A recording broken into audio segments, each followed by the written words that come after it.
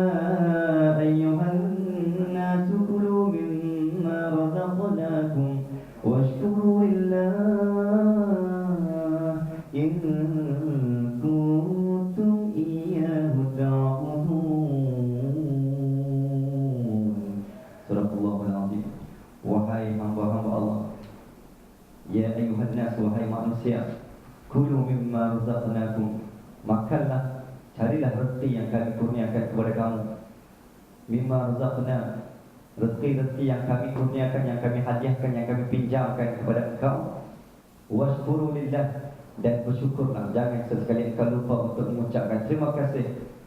Washkuru lillah, bersyukurlah kamu kepada Allah. In kuntum iyyahu ta'budun, sekiranya benar kamu menyembahku, kata Allah Subhanahu wa taala.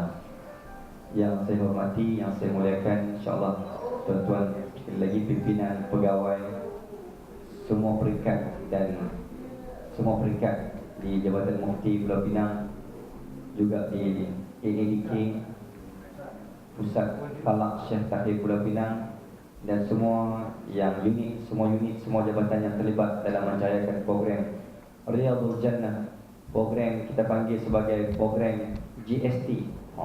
Apa Ustaz? Tiba ni macam ni, kami rakam tak ni? Macam ni. GST ialah generasi syurga tertinggi. InsyaAllah kita jadikan dia positif sikit, insyaAllah. Makanya program pagi ni kita mudah-mudahan kita nak mengangkat kembali.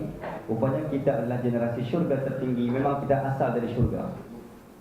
Adam Hawa bercinta di syurga, angkara iblis terpisah menderita. Kerana cinta mereka setia bertemu di dunia. Nak ceritanya, asalnya rupanya kita berasal dari syurga. Tuan-tuan, ayah-ayah, abang-abang, adik-adik muslimin, asal manusia dan asal kita berasal dari syurga. Asal di tempat yang mulia, asal tempat yang baik, asal di tempat yang suci tanpa noda dan dosa. Tapi akibat, asbab dan akibat, bila Nabi Adam tersalah, termakan buah khuldi dan termakan hasutan iblis, maka kita tercampak ke dunia sampai kita bertemu di pusat falak pagi ni. Kalau kita fikir logik, andainya kalaulah boleh di flashback ataupun di throwback, dipatah balik sejarah Adam ni, Nabi Adam, andainya Nabi Adam tak tergoda dengan hasutan iblis, agak-agak kita ada di mana? Kita berkiamulail pagi ni di syurga, pusat falak Syekh Tahir, cawangan syurga, insya-Allah. Tapi itulah Allah dah tetapkan sunnatullah. Nabi Adam dah tersalah, termakan hasutan iblis, akhirnya kita semua berada di pusat falak Syekh Tahir, cawangan dunia. Tuan-tuan dan puan muslimin, sebagai permulaan, sebagai perkongsian ringkas pagi ini, sebenarnya saya pun ada program di pagi ke SMK Seri. Saya tengah hari akan bergerak ke KL ini. InsyaAllah dalam perkongsian ringkas pagi ini, apa yang kita boleh kongsi untuk saudara-saudara saya, terutamanya di AADK, sama ada residen, pelatih atau staf dan sebagainya. Satu kisah yang masyhur yang kita nak ulang kaji balik pagi ini. Satu kisah yang agak popular dan glamour yang biasa kita dengar di mana-mana. Seorang hamba Allah yang telah membunuh 99 orang. Sehingga saya ringkaskan cerita ni, sampai dia bunuh 100 orang pun barulah dia terjumpa dengan seorang ustaz. Ustaz, saya dah bunuh 100 orang. Adakah saya diterima taubat? Kesalahan saya sangat berat. 100 orang saya bunuh. Akhirnya kata ustaz dan tuan guru yang dijumpai oleh pemuda ini, andainya dosamu seluas buih di lautan, sekiranya dosamu setinggi gunung, maka pengampunan kasih sayang Allah lebih tinggi dan lebih luas dari segala-galanya. Akhirnya kata ustaz ni, kata tuan guru yang dijumpai ini, biar macam mana pun dosamu, tetap akan diampunkan dosa-dosamu yang terdahulu. Akhirnya pemuda ini ringkaskan cerita, maka bertaubatlah pada Allah Subhanahu Wa Taala, biarpun dosanya sudah pun sebanyak 100 orang bunuh. Jahat kita, tuan-tuan, abang-abang, adik-adik sekalian, seganas-ganas kita dan sejahat-jahat kita, senakal-nakal kita, sedosa-dosa kita di dunia ni, Tak sampai tahap bunuh orang. Siapa yang pernah bunuh orang? Bunuh semua. Masya-Allah. Berapa ekor bunuh? Ada sampai satu ekor? Kesian bunuh ekor. Mudah-mudahan ekor semua yang bunuh tu sebab bencak lah.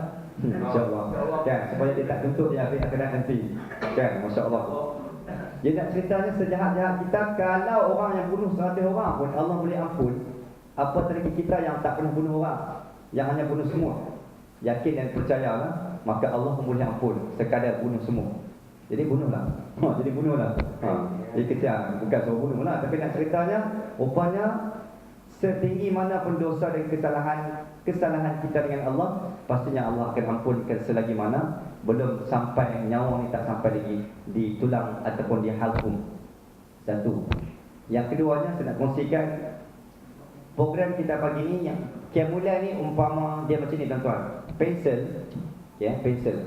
Abang-abang yang berada di ADK dengar elok, insya-Allah. Pensel kita bagi dekat anak kita yang berusia 6 tahun ke bawah. Okey, dah umur 4 tahun 5 tahun. Apa jadi pada pensel tersebut? Jahanam. Betul dia ada, betul. Jahanam satu. Kalau tak jahanam pun dinding confirm selamatnya. Kan, dinding rumah ni confirm selamat. Dia lukis peta Malaysia macam-macam lah. Tapi pensel yang sama, kalau kita bagi dekat ustaz, bagi dekat pelukis, bagi dekat orang yang kreatif, agak-agak apa jadi? Confirm rancang, sampel macam mana? Kan? Pensel tu maka akan terhasil satu mural. Kan? Secantik macam ni lah. Macam mana boleh mural yang kita tengok ni ataupun gambar-gambar yang terlekat ataupun terlukis di sini? Sebab apa cantik? Sebab lukisan ni diberikan pada orang yang ahlinya. Orang yang memang boleh lukis, akhirnya memang kita tengok terpesona. Apa yang saya nak kongsikan? Kalaulah pensel tadi diberikan pada orang yang memang pandai, orang yang memang ahli dia, maka pensel ni akan dimanfaatkan sehingga terhasilnya lukisan yang sangat cantik. Tapi kalau salah orang dan salah tempat, salah masa, akhirnya pensel patah, dia jadi haru biru. Patah, conteng, macam-macam. Manusia pun sama. Bila manusia diletakkan pada tempat yang salah, dan manusia diletakkan pada orang yang salah dan suasana yang salah, maka dia jadi kelam kabut lah. Kan? Yang kita ambil dadah, yang kita ambil rokok, sebab apa? Sebab kita berada di tempat yang salah. Sebab sedangkan manusia bukan diciptakan untuk dunia. Saya ulang tuan-tuan, dunia diciptakan untuk manusia, manusia diciptakan untuk akhirat. Tiba-tiba kita pergi letakkan manusia ni untuk dunia, sedangkan Allah dah sebut dah, manusia diciptakan, An-nas diciptakan lil akhirah, untuk akhirat, bukan untuk dunia. Tapi dunia ni diciptakan untuk manusia. Boleh faham ayat tu? Soalan, dunia diciptakan untuk manusia, manusia diciptakan untuk akhirat. Tapi kalau manusia kita pergi buat untuk dunia, melayan dunia sehabis-habisnya, maka dia akan jadi macam pensel tadi lah. Boleh faham? Dia akan jadi tunggang terbalik. Dia akan ceramuk, dia haru biru, dia jadi tak ketahuan. Makanya kita kena kembalikan sifat asal manusia ni untuk tujuan akhirat, bukan untuk tujuan dunia. Maka apa yang saya nak kongsikan, poin yang pertama, contohilah sifat pensel yang kita bagi, kita kembalikan pada orang yang boleh melukis, dia akan jadi cantik. Maka manusia kita kembalikan pada suasana keadaan program macam ni, kan? Program jemaah, program masjid, kita jadikan diri ni tempat-tempat yang macam tu, insya-Allah manusia ni akan jadi baik. Satu. Yang kedua, kita dengan Kemulai. Alang-alang saya sebut tentang pensel ni, sebab ustaz kan mengajar di sekolah, jadi bagi kaitan dengan sekolah sikit lah kan. Dan ada kaitan dengan tuan-tuan juga. Pensel dengan pemadam. Pensel, bila kita lukis ataupun anak kita melukis, tuan-tuan, kalau tersalah, apa benda pertama yang dia akan cari? Pemadam. Baguslah. Pasal macam buat dia angkat kan? Dah lah handsome. Jawapan betul tu. Okey. Apa tadi? Pensel, kalau kita tersalah, kita akan cari pemadam. Okey, bayangkan tuan-tuan, kita lukis, anak kita lukis, sekali salah, kita ambil padam, pemadam, eraser, kita padam lah. Okey, lukis lagi, tersalah lagi tempat yang sama. Okey, padam lagi. Lukis lagi tempat yang sama juga, salah lagi, padam lagi. Agak-agak apa jadi tempat tadi? Boyok bang lah. InsyaAllah. Nampak kata jawapan ada dalam skema Ustaz. Jawapan ada dalam skrip Ustaz. Dia tahu lah. Dah tahu dah. InsyaAllah. Okey ya. Nasib baik adik aku dah nikah. Dah jadi Pak Ustaz. Kan? Lambat lah. Lambat masuk. Lepas tu dia pun buat program tahun lepas. Kan? Adik Ustaz tak kahwin tahun lepas.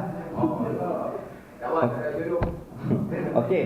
Jadi berbalik cerita tadi, bila kesalahan yang sama dilakukan berulang kali, macam kita lukis tadi, lukis padam, lukis salah padam, akhirnya dia boleh terkoyak. Bila terkoyak, waktu tu kertas lukisan tak dapat diselamatkan.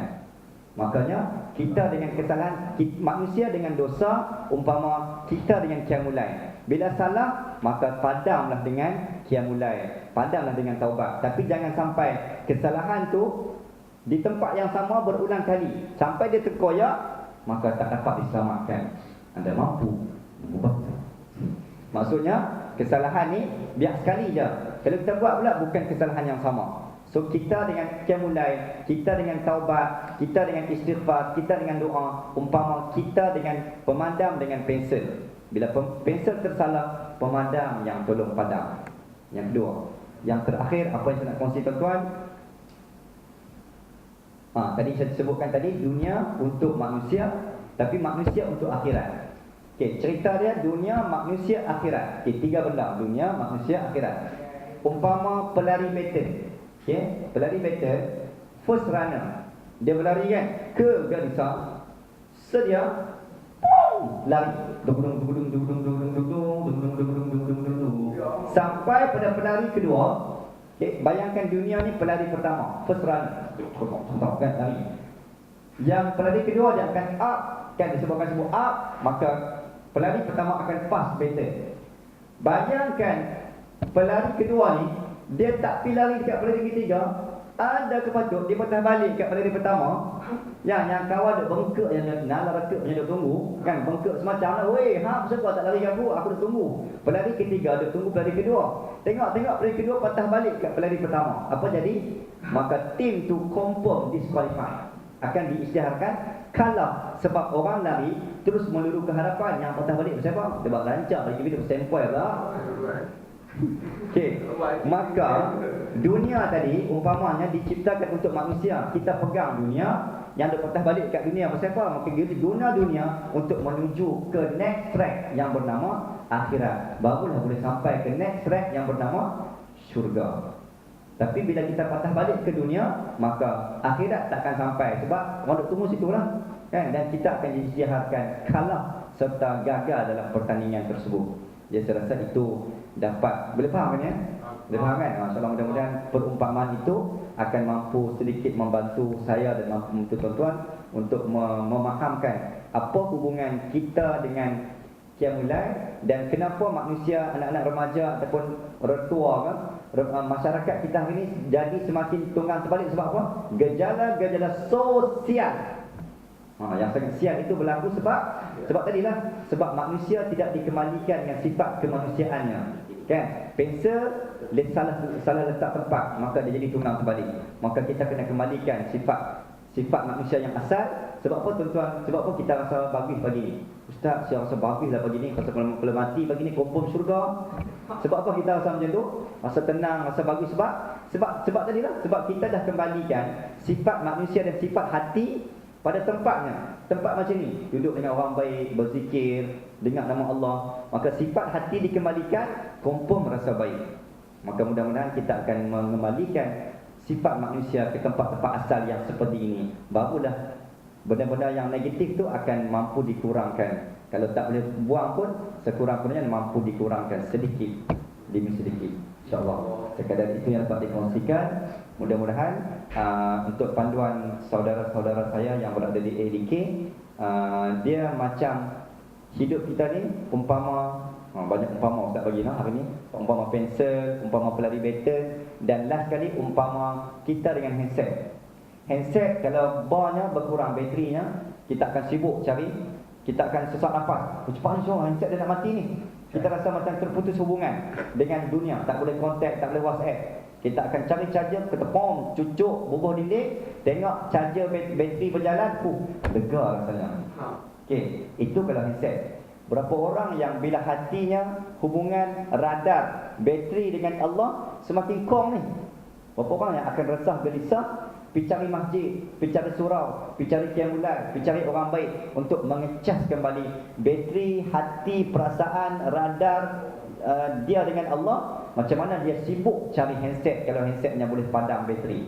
Jangan sampai bateri terpadam, bateri kong, carilah program-program seumpama ini, kawan-kawan yang baik dan seumpamanya untuk mengecas kembali jangan sampai bateri itu memang out of date.